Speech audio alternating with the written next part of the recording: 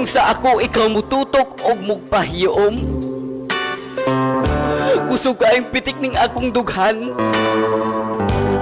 Kung ikaw moagi na sa akong atubangan, mura kog nakadungog og awit sa mga kalanggaman sa langit. Kung akong ngalan imo nang ginasampit,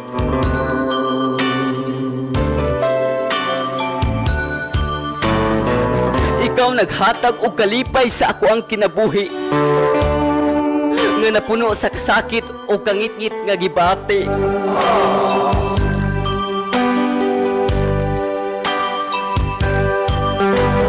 Pero sa pagkakaroon, ako maging mapasalamaton kay miabot ka wadam ha sa diha masabtong higayon.